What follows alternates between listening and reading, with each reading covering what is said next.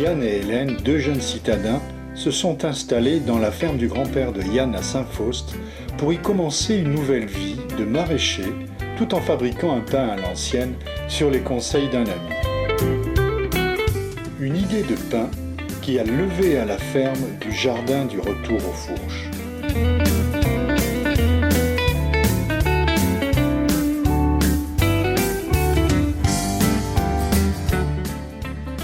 Là voilà, on a le four, le coffrage du four là en pierre. Donc c'est ce carré là avec le petit toit en tuiles. Et donc il date de début 1800. Et on voit le dôme du four apparaître de ce côté-là.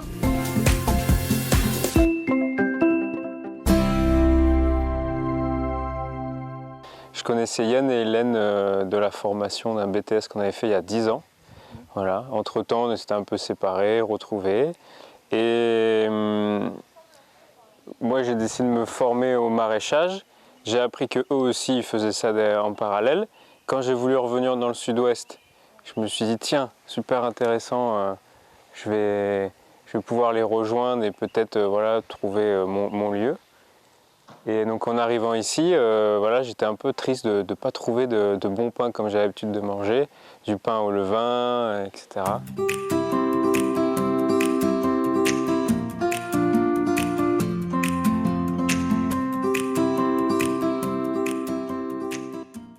Donc là, après avoir nettoyé le four, on va l'allumer. Ça.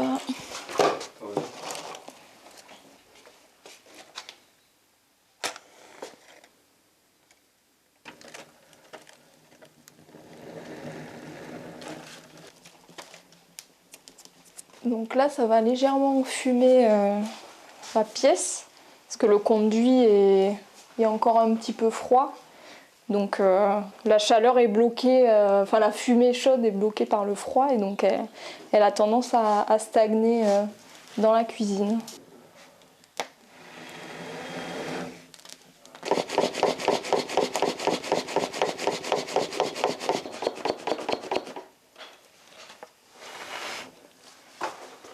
Voilà, bon, au moins ça permet de montrer aux gens le travail qu'il y a derrière, derrière notre pain. Tiens, un petit bois. Merci.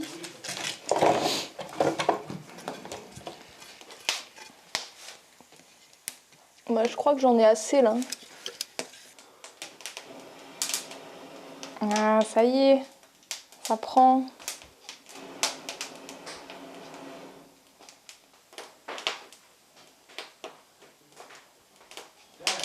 Une fois que le feu a bien pris, en fait l'objectif c'est de pousser le maximum le brasier au centre du four, que les flammes se répartissent en fait sur toute la voûte du four. Donc pour ça on a ce petit outil et on vient du coup déplacer le feu doucement, en plusieurs fois souvent, pour venir centrer vraiment la combustion dans le four.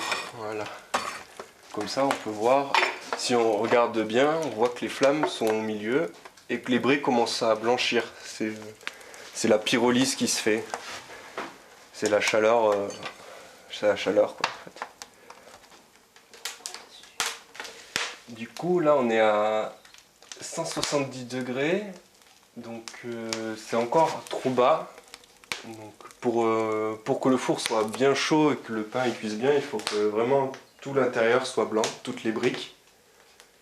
Et aussi, il faudra qu'on répartisse toutes les braises sur toute la surface du four, parce que les pierres, on a remarqué que les pierres du bas, il fallait qu'elles chauffent aussi, ou sinon la croûte sous le pain était pas cuite. On a eu les bases sur internet, et puis là ça fait 3 mois qu'on le fait nous-mêmes maintenant, donc on a certains automatismes par l'expérience, quoi. Les flammes embrassent... Les flammes embrassent les briques du haut du four. Enfin, c'est mon terme, mais et ça permet de blanchir les briques et de les chauffer au maximum pour pour avoir un effet de pyrolyse. Donc c'est magnifique.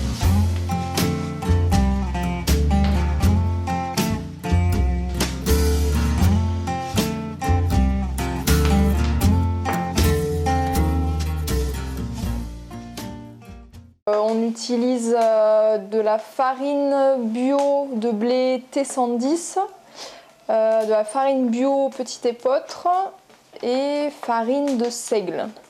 Donc on fait 3 pains différents, des pains blé bio, des pains petit épeautre et des pains figues et noix. On fait le pétrissage à la main, parce que pour l'instant on n'a pas de pétrin, c'est que le début. Et donc pour 3 doses de farine, on utilise 1 dose de levain pour 2 doses d'eau. Et bien sûr un pourcentage précis de sel et de sucre. Le pétrissage qui se fait la veille de la fournée, il y a 12 heures de repos. Donc on met nos pains en fait, qui sont dans des grandes bassines dans notre cellier qui est froid. Et donc le pain repose pendant plus de 12 heures. Et donc ça va permettre déjà au levain de bien pénétrer dans le pain, de manger une partie du gluten qui est présent dans le pain et de bien gonfler. Donc le lendemain matin, quand on se lève, on a des bassines qui ont souvent doublé, voire triplé de volume.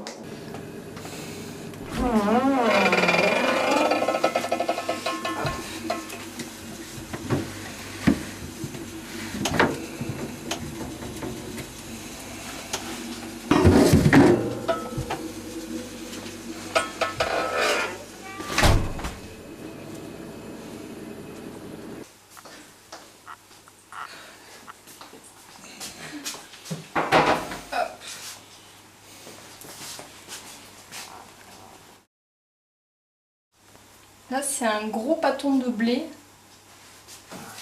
Bon après-midi.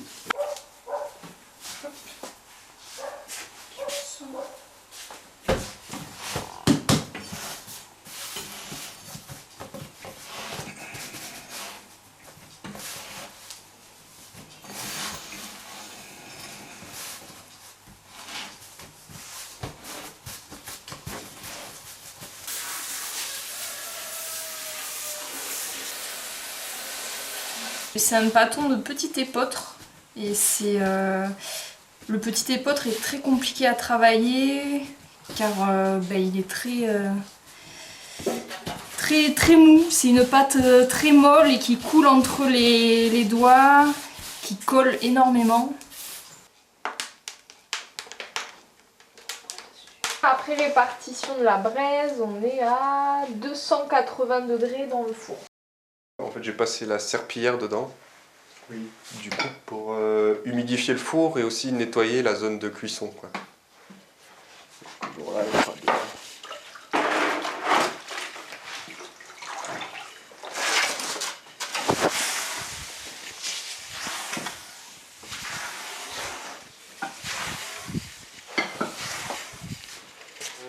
là, maintenant que le four, on a nettoyé les dalles pour enfourner les pains, on va vérifier si la température n'est pas trop élevée. Donc pour ça, on prend un journal et on tend le bras au milieu du four. Et si voilà, il fume, il commence à roussir, c'est que la température est suffisante. Il serait trop chaud, il aurait pris feu instantanément.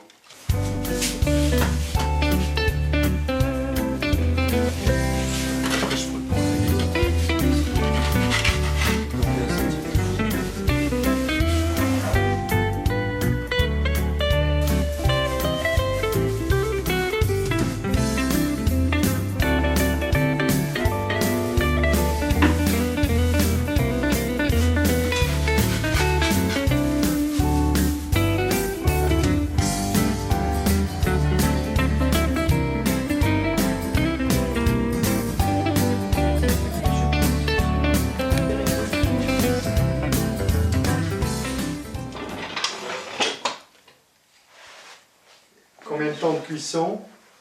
On verra. Là honnêtement, ça peut être 30 minutes comme 20 minutes. On ne sait pas encore. Ça dépend vraiment de la température du four, quoi. On est à 210-220 degrés. Alors les gens qui nous commandent du pain, c'est des gens très gourmets, qui aiment les bonnes choses. Et c'est vrai qu'ils ont reconnu, ils ont reconnu dans notre pain et dans notre façon de faire leurs envies en fait. Oui. Et ce qu'ils attendent aujourd'hui de la bonne nourriture en fait.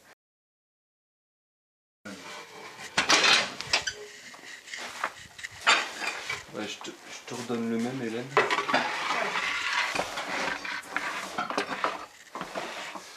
J'espère ce soir.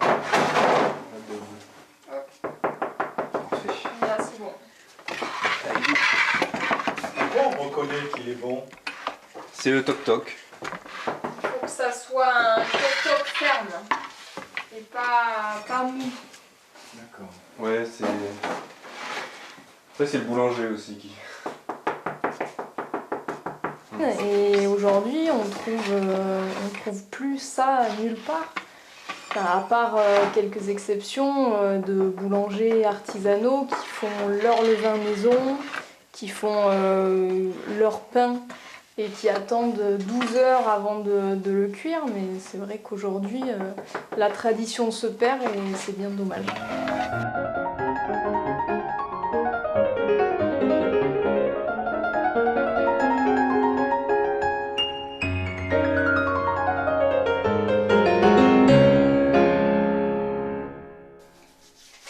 Alors, qu'est-ce qui nous a donné l'envie de faire du pain C'était de retrouver le goût... D'essayer déjà de faire son propre pain, c'est quand même une étape à franchir. Tout le monde ne fait pas son propre pain. Et puis avec ce four, c'est retrouver un peu ce que mangeaient nos anciens, quoi. Retrouver le goût du pain goût d'antan. du pain d'antan, ouais. Et parce que aussi on en avait marre de manger du pain industriel. Ça sent bon, ouais. Tu veux rajouter quelque chose? Alors ce pain que dont tu es l'initiateur au départ, ça sent bon? Ça sent très bon. Ça donne envie de manger, j'ai faim.